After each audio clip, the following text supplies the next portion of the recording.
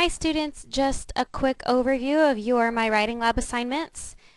I really like these two examples, so I hope that you do as well. The first one is a study of what's called a microgenre. So you have the big genres like business, letter, resume, things like that. But we also have smaller genres like texting at work. So texting would be probably a microgenre of emails. So I'd like you to read carefully all of these things about how we use the microgenre of texting. And then the assignment is down here where it says assignment after you've read that. What are the pros and cons of texting while working on a project? And then, so I want you to answer number 1.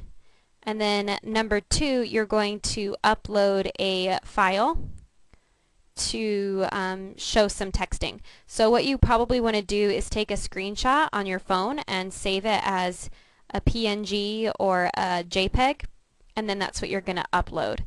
Hopefully that works. Some students say they sometimes have difficulty uploading different types of files. I know that a PDF or a doc will work, but these should also be available to upload. If you're having other problems with uploading, try a different document. But basically, I want you to practice writing proper text messages. So for the workplace, you should be writing longer text messages. You should be spelling everything out. If it's really important, you should email or call, and knowing when to text and when that's appropriate. You shouldn't be emailing or texting your group members at all hours of the day either. You should be practicing for the business world when it's not appropriate to bother people outside of work hours, or expect them to respond outside of work hours. That could be a little bit too demanding. It'd be like expecting me to email you back on a Friday night at 11 p.m. Like, that's not a realistic expectation. So practice texting your group members, or if there's another work situation where you're texting people, that's what I want you to do. So you're trying it in real life, and then you're answering that first question.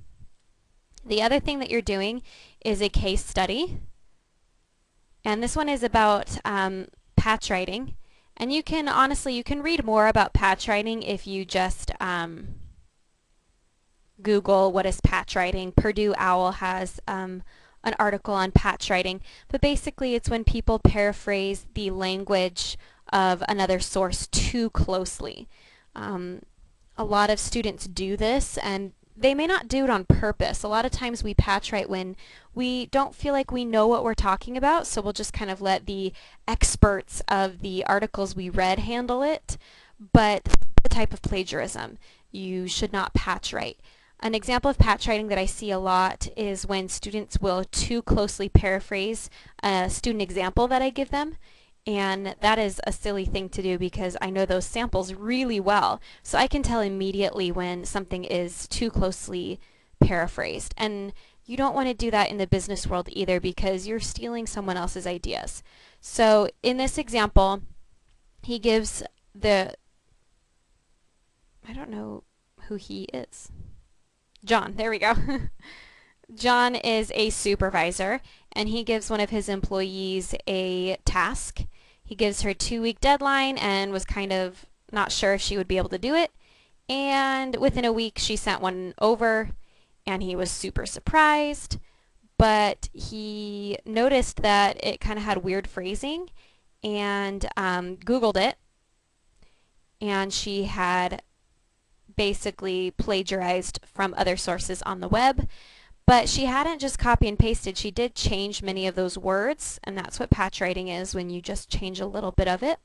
But the bulk of the report was from other sources. So he needs to talk with her about it, and how do you think he should handle the situation? So this kind of calls upon your group management skills. It also calls upon you to think about how you would deal with a situation when someone has too closely paraphrased, and that could happen in your group project. You could be using different sources for your proposal and notice that a group member has patch written or plagiarized. So how would you deal with this situation, and how would you do it in a way that allowed everyone to be successful? So those are your 2 activities for this week, and I hope that you enjoy them.